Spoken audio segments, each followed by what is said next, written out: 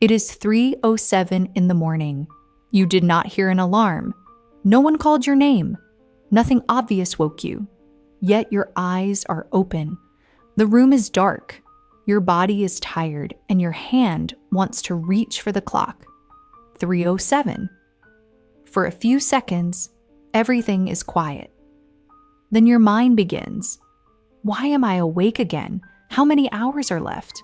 Will I be exhausted tomorrow? Almost without noticing, you start doing mathematics in the dark. If you sleep now, you can still get 4 hours. If it takes 20 minutes, perhaps you will get 3.5.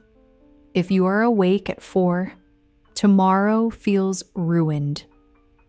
The strange part is that this may happen at almost the same time every night. In Japan, the deepest part of the night once had a name, ushimitsu-doki. The name came from an old system that divided the day into periods linked to the 12 zodiac animals. The hour of the ox occupied the darkness after midnight. Ushimitsu referred to the third smaller division within that period. By a modern clock, it fell close to 2 in the morning. However, traditional Japanese hours changed with the seasons. It was never tied to one perfectly fixed minute. In everyday language and folklore, ushimitsu-doki became the dead of night. Houses were silent, roads were empty, and darkness felt complete. It also became the hour of ghosts. Old Japanese stories place strange footsteps, restless spirits, and frightening encounters within this part of the night. People had not measured cortisol or mapped the sleeping brain. They had simply noticed something older and more human. A thought that feels manageable in daylight can become terrifying in darkness. A small sound can feel like a warning. A distant memory can suddenly feel present. When everyone else appears asleep, your own mind can seem like the only thing still awake.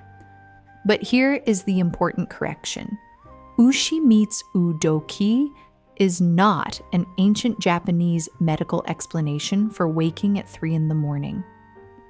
Japanese people did not discover a secret biological switch that Western doctors somehow missed. The word describes a time and the feeling that formed around it. Science gives us a different explanation.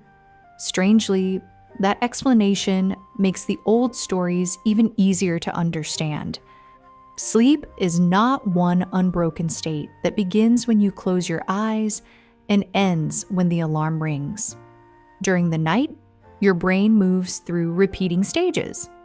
Early in the night, you usually spend more time in deep, slow-wave sleep. As morning approaches, deep sleep becomes less dominant. Lighter sleep and longer periods of rapid eye movement sleep become more common. That means the second half of the night can be easier to disturb. The room may become warmer, a vehicle may pass outside, your partner may move, or your bladder may become full. A vivid dream, discomfort, or a brief breathing change may also bring you closer to consciousness. Small awakenings can happen without becoming a problem. Many are so short that you never remember them in the morning. The difficulty begins when a brief awakening becomes a full mental event. You notice the darkness, you notice your body, then you notice the time. That glowing number does more than tell you it is 3:07. It gives your mind a problem to solve. Now the night has a deadline. You are no longer simply awake for a moment. You are losing sleep, and tomorrow is getting closer. Every passing minute appears to confirm that something is wrong. Research on insomnia shows that clock monitoring can increase worry and help maintain sleeplessness. You begin watching for evidence of failure. The bed becomes connected with calculation, frustration, and effort instead of rest. This is one reason people may wake at a similar hour night after night. It is not proof of a supernatural presence, a mysterious organ schedule, or a liver that suddenly ran out of fuel. You may go to bed at a similar time. Your sleep stages may therefore follow a similar pattern each night. The bedroom may also change near morning. Traffic begins, the temperature rises, or a neighbor leaves early. Your body may have learned to expect a bathroom visit at that time. Stress can also become predictable. After repeated awakenings, the brain may learn to become alert at the same point each night. That response can become a habit. Other causes may also fragment sleep. Alcohol often disrupts the second half of the night. Caffeine can remain active much longer than many people expect. Pain, reflux, menopause symptoms, medications, restless legs, depression, anxiety, and sleep apnea may also disturb sleep. So waking at 3 does not have one universal cause. However, the next few minutes often decide whether the awakening stays small or grows into an hour of suffering. This is where another piece of research becomes useful. Scientists have proposed an idea called the mind after midnight hypothesis. It suggests that nighttime wakefulness may make thinking more negative, especially when the body should normally be asleep.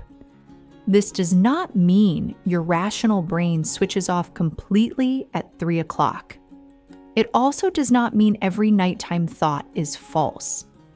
It means your mind may be operating under poor conditions. You are tired.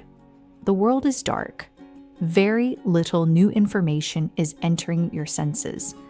Emotional reactions may become stronger. Your ability to step back, compare evidence, and see tomorrow clearly may become weaker. That combination can make an ordinary concern feel final. A short reply from your manager becomes proof that your career is in danger. A small disagreement becomes evidence that a relationship is collapsing. A mistake from 10 years ago returns as though its trial has reopened tonight. At noon, you might think, "That was uncomfortable. I will deal with it tomorrow." At 3 in the morning, the same mind says, "This explains everything. I have ruined my life." This is why the old image of a haunted hour still feels so accurate. The ghost may not be standing in the hallway. It may be a daytime problem wearing a larger shape because you are seeing it through a nighttime brain. This leads to a useful idea we can borrow from Japanese culture. It is not a medical treatment. It is simply a way to frame the moment. Japanese aesthetics often use the idea of maha, meaning the space, interval, or pause between things. Ma can be the silence between two sounds. It can be the empty area that gives a room balance. It can also be the pause that gives an action its meaning. Applied carefully to a sleepless night, it offers one simple idea. There can be a space between waking up and reacting to being awake. Most people erase that space immediately. Their eyes open and they check the time. They check the time and they begin calculating tomorrow. They calculate tomorrow and they reach for the phone. The phone brings light, messages, news, work, and an entire daytime world into the bedroom. Within minutes, a small awakening becomes a meeting with every unfinished problem in your life. But you can protect the space. The next time you wake at night, do not begin by asking how much sleep you have lost. Begin with something simpler. I am awake right now. That is all you truly know. You do not know that the rest of the night is ruined. You do not know that tomorrow will be terrible. You do not know that this awakening means something inside you is broken. You are simply awake right now. Keep the clock turned away when possible. Knowing the exact minute rarely helps you return to sleep. It usually gives anxiety a number to hold. Then notice the first thought that arrives, without treating it as an instruction. You might quietly tell yourself, "This is nighttime thinking. I do not need to solve it now." That sentence is not magic. It will not force your brain to sleep. Its purpose is to postpone judgment until you are in a better state to judge. If the concern truly matters, it will still exist in the morning. Morning gives you light, context, movement, and a brain prepared for daytime decisions. Next, remove the effort. Sleep is one of the few things that becomes harder when you try to perform it on command. The more urgently you demand sleep, the more closely you monitor whether it is happening. That monitoring keeps attention active. Instead of chasing sleep, allow the body to rest. Let your jaw loosen. Let your tongue rest naturally. Drop your shoulders. Make the exhale gentle and slightly longer than the inhale. Do not force a large or dramatic breath. You are not trying to knock yourself unconscious. You are showing the body that there is no emergency to answer. Sometimes sleep returns, sometimes it does not. When you feel clearly awake and increasingly frustrated, remaining in bed can strengthen the connection between bed and wakefulness.